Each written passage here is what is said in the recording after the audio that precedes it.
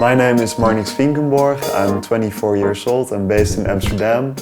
I'm a composer, producer, performer and theater maker, mostly of music theater.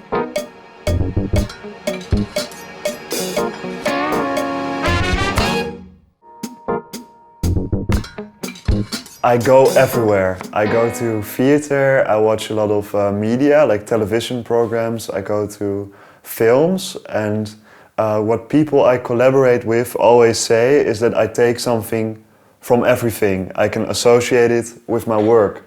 So I think the associations are very important in using everything you read, see or use. And for me especially in popular culture, this lies. Well, mostly I start writing text. For example, in music theater, I always start out with a text, and then when I'm writing, suddenly certain quotes I've heard will get into it. Or certain music pieces, when I work on music, I just suddenly think, oh, I need to use this sample or this kind of song structure, and I'll just take it and remix it. So yeah, it happens kind of naturally, I would say. And you are also very experimentalist with your work, like trying to see how far the things go or how weird the things can feel. Which part of the process do you feel the need, okay, this is my concept and now I'm going to stretch it to the max, let's say? It's funny because I think it happens the other way. I have these very broad ideas and then I have to select it at some point, but it never really translates in one very strict concept. Mostly I start out with everything and then I deduct it and I pick, oh, this really rings with the audience, and it also comes from conversation. For example, Penthouse Pitch, a piece I did for Over het IJ Festival in Amsterdam. It started out with this whole text about capitalism and music about capitalism, a certain aesthetic, but then I went into the neighborhood, I did a research, like what is living with the people, and then, oh, I should pick that theme or that sentence, and then I'll just recycle it into a work. Well, for example, with Penthouse Pitch, this is about penthouses in Amsterdam-Noord, because I live in a very old neighborhood where a lot of poor people live, but they're building these big penthouses next door. So what I was curious about, how do these penthouses sound? So I look up the marketing of it and you hear all these very slick soundscapes and almost Telcel-like music. So I just pick it, we deconstruct, I work with another sound designer on it too. We deconstruct what's necessary and then we just put it in our own way. Yeah.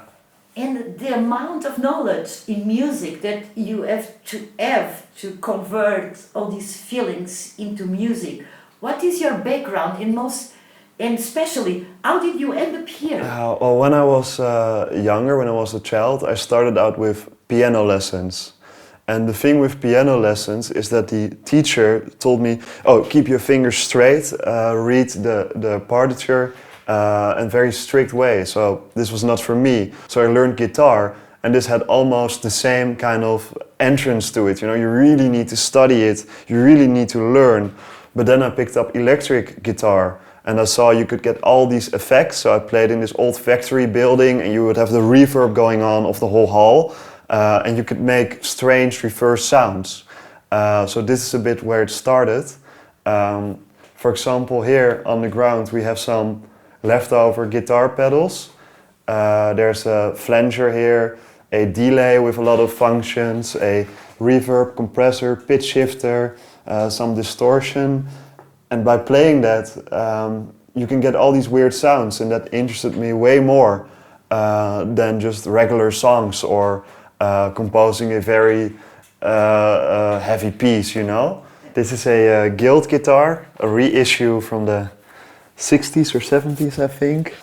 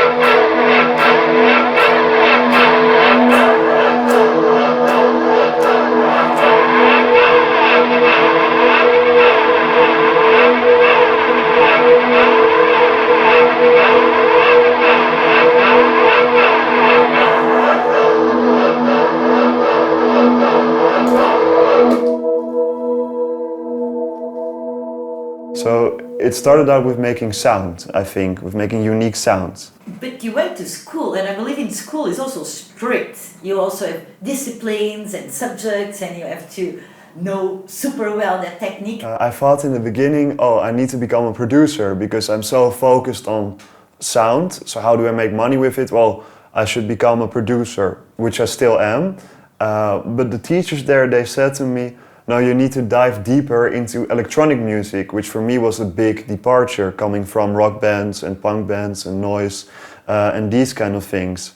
So then I walked into a studio and I saw all these synthesizers and buttons and all these possibilities you can have in creating even more sounds than just with a guitar and an amplifier. So it went quite easy in that way, and they taught me a lot. For example, how to make music for a moving image, for a film. They give you tools. They gave me more tools to work with. So this worked out, I think. I hope you enjoyed the episode. Don't forget, you can find more about Marnix in the next